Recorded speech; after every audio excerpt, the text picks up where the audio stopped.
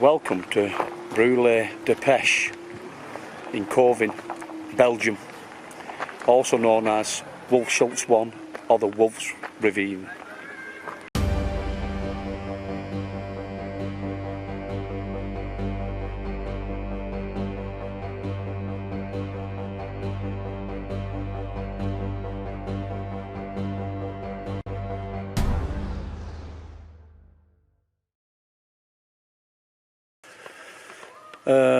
Bruly De Pesche is a little village just over the border of France in Belgium.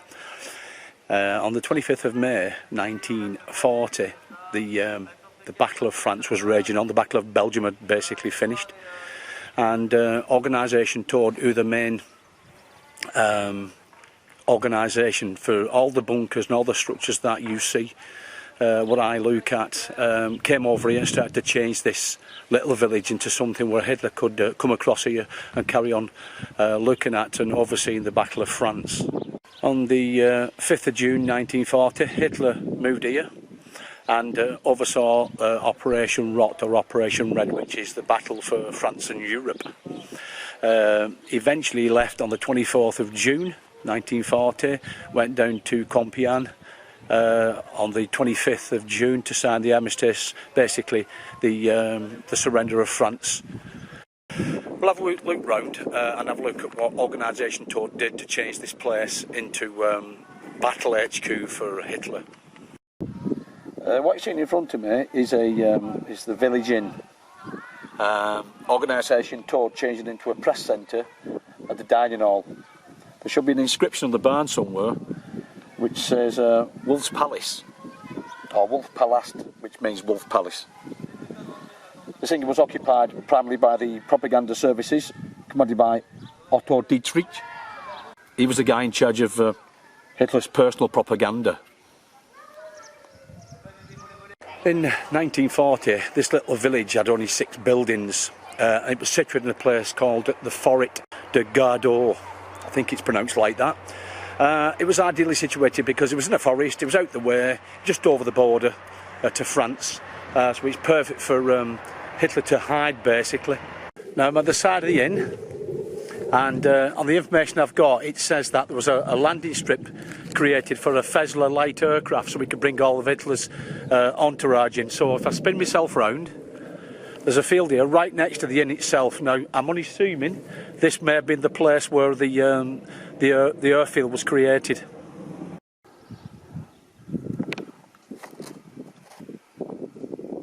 Right, I'm behind the inn, and it says there was a Führer Hauptquarter, which basically HQ, somewhere behind here, but I've had a look and I really can't see anything as such as anything like an headquarters here. A couple of old buildings, some old concrete structure down there wouldn't resemble an headquarters anywhere. But as far as I can, there's nothing here. Now, no doubt they've probably destroyed it at the end of the war, and you can blame them, really. On the information I've got, the way into this place, it says that the soldiers were garrisoned in a building just slightly outside the village itself. Now, whether it's that, I don't know. But that is probably 200, 300 metres outside the village itself. You can imagine actually there'd be roadblocks here, at least here, probably even further back, and they'd be manned by troops. More likely the SS, because Hitler didn't trust that many people. Like any of the other places where Hitler abode, if you want to call it that, stayed, it would have been full of troops before he even got here. They'd been posted every 100 metres in some places. All the roads, everywhere had been searched. It was absolutely paranoid about assassination. So this place here would have been full of Germans searching places, looking up, seeing if there's any sort of resistance around. If the resistance was actually done then, because they were still raging on with the Battle of France, and as I said, Belgium had actually surrendered by the 28th of May. The organisation Todt turned up here on the 25th of May. So they pushed all the Belgians out of this area before they had turned up anywhere, or the Belgian troops. So it was 3 days before the surrender of Belgium. This is the village school. Oops. And it was where it was transformed into a map room. while Hitler occupied the site. He came every day to have a conference with all his soldiers, or I should say his high-ranking officers, usually between 12 and 2 o'clock. Have a look at the military operation they could do regarding the Battle of France. This school also provided the housing for General William Keitel. He was the Chief of the Supreme High Command with the Wehrmacht. Also, the Chief of Staff was a Major General Alfred Jodl, or Jodl. The Presbytery across the way served as the headquarters for Hitler's hors de camp. Besides emptying this village of all its occupants, there was other places surrounding this area that were also emptied as well. Because I said before, Hitler was absolutely paranoid about assassination and stuff. Plus, they didn't want to know the locals what was going on as well. There's 28 towns that were surrounding Bruly De Pesche that were emptied of all its occupants. It was during the 27th and 28th of May that they started to empty all these places that surround Bruly De Pesche. All the occupants around here, or the other 28 villages, had to find and seek refuge in a place called Philippeville and Walcott. They weren't allowed to turn back up to the homes until the end of June and July, and they reckon that the Nazis all took 80 hostages,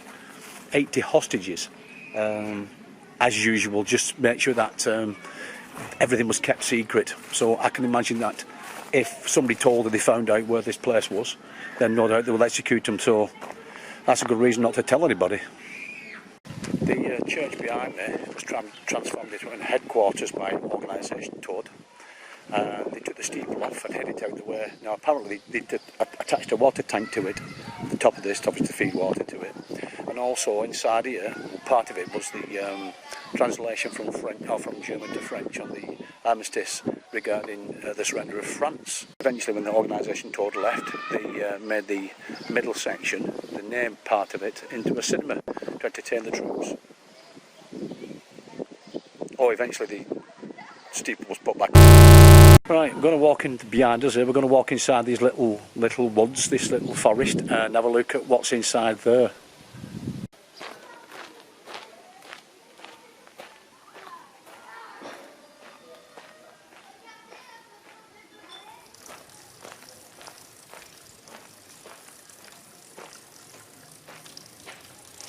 Behind me is a museum.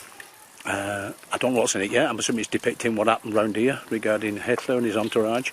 The museum is a charge on it at the moment. 2019 prices, it's €6 per adult.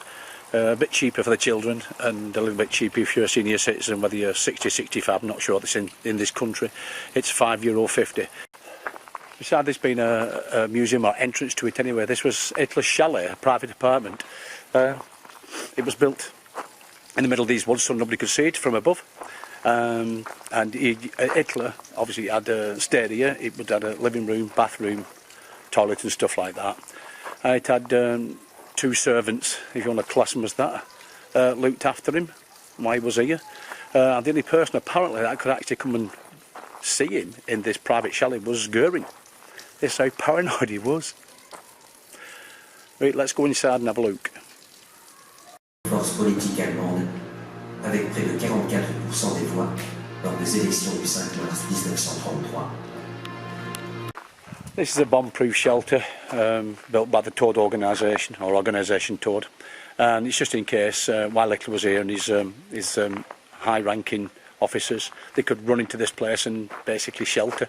Right next door is where Hitler's chalet was. It's all hidden anywhere, and at that time, which would be around about June, I very much doubt that nobody would have attacked him anyway. I should say from the air. England wasn't ready at that time, to be honest with you. They were still just about fight for the Battle of Britain, so they had to defend our own shores. But anyway, it's 7 metres by 7 metres by 7 metres. There's 2 gas doors in it. A little room there, 6 metres square, would fit probably 6 to 10 people in.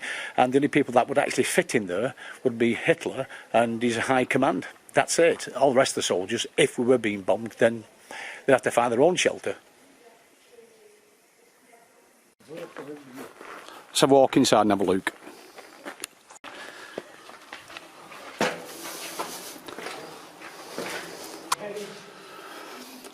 Typical bunker. This is before the Atlantic Wall. There's an embrasure with no doubt a machine gun nest in there. I think it's a machine gun nest. I don't know, it's here actually. That's a good question. It's not. No, it's not. It must be just some kind of ventilation as such.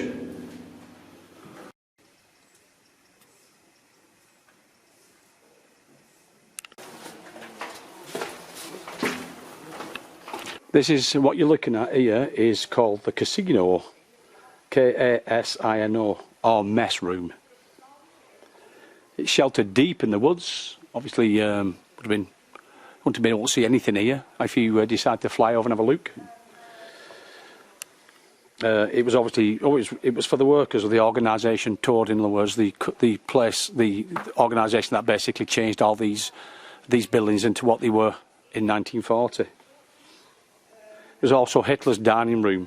It was also insulated with glass wool. That's just in case, I'm assuming, if he had to stay a bit longer into the winter time, so at least Hitler and his entourage would have been kept warm inside here. Viewers' meals were at 2 o'clock and in the evening. He received his guests here and likes to talk to officers here late at night. And the evening of 24th to 25th of June 1940, Hitler gathers his entourage at this casino, this place here, in order to listen to the proclamation of the armistice with France, broadcast on radio. Around this area on 6th of July 1944, this is where the resistance fighters set the camp up in this area to harass the Germans as they were no doubt retreating. On the route to Ravine, there's a memorial regarding these freedom fighters, these French resistance, and over 40 of them were killed in trying to push the Germans out of this area. We're going to walk into a little hidey hole that was something similar to what the resistance had. Now, this is a reconstruction, and it wasn't exactly here, but it was somewhat similar to what the resistance would have done way back in the occupation of France and Belgium. And it was, I think, we're in the Ardennes area. The Ardennes area obviously is really heavily wooded, so it's pretty easy to, I suppose, to hide in here. But this is what they set up. Something similar to what we're going to look at now, so let's nip in and have a look at what it looks like.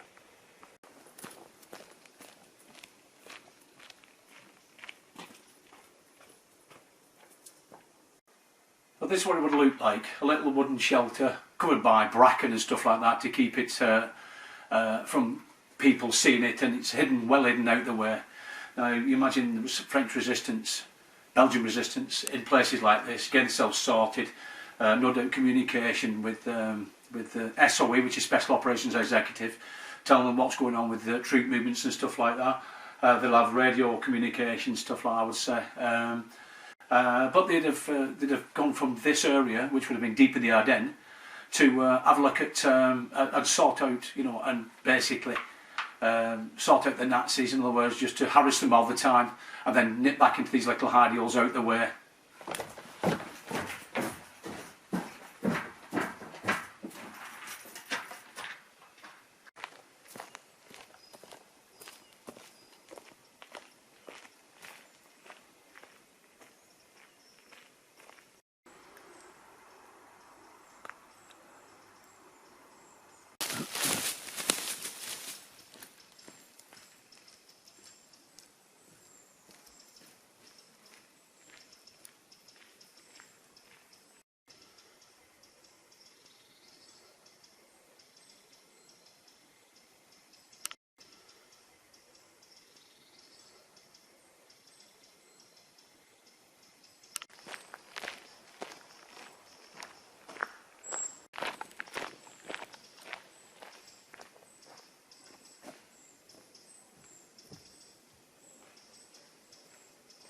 The place I've just walked through is called the Rotunda. It was designed and set up by the Todt organisation to make it more relaxing for Hitler when he wasn't planning on destroying Europe or taking it over. These little walls here, they're set up to make it look more decorative. There's little rivers here, such as this here. It's dried up obviously now. Little ponds, little places to sit over there, little bridges to walk across. It looked quite pleasant, and no doubt it was very relaxing for the Führer and his entourage. Apparently there was some of these trees were painted white at the bottom of them, maybe to show them up in the dark, I'm not sure. But I can't see anything there now. There's no paint at all on any of the trees as far as I can see anyway.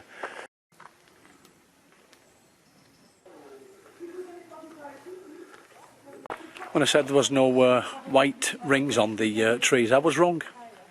There's one, but the trouble is one further over. You've got to walk across a bridge, past the sign telling Rotunda and all the information, and there they are. So I do apologise, but they're on now. I can see when you look at this place how the Nazis would have basically the reason why it was set up. It was so close to the border of France. They were the Battle of France at the time, so it was nice and easy to get across the border here anyway. And so this is a good place to sort of, I suppose, organise in the Battle of France, and eventually he did win it. The village has obviously kept it like a museum, so there's little signs everywhere you can follow if you want to come here and have a look at it yourself and pick it up. It's a bit more information here than there is in books. I've got a couple of books that it doesn't tell you a massive amount of what was here, but here is much better. So hopefully I've read it and I've put it in my own words as much as I can, and the stuff I've learned over the years. Maybe. The museum is quite like, you'll take about an hour to get round, I think, to study it. A quick read is half an hour, but an hour definitely you need to give yourself. It should have been down as, I think, €8 each or €10, and we only got it for €4 each for some strange reason. I don't know why. It just said, are we English? Are we? Yeah. So whether they give us discount because we're English, I just don't know. Well, I hope you like my little video on the Wolfsschlucht 1 or the Wolfsravine 1, just over the border in Belgium, a little place called Bruly De Pesche. And hopefully it was enough information what I've supplied, maybe for you to come along and have a look at it yourself. Who knows, if you're into stuff like this, and if you're a subscriber of mine, no doubt you will be. I'll put some information on the bottom of in the description of what this place is, a few other things so you can follow it yourself anyway. But anyway, thanks for watching, and hopefully I'll see you again on the next one.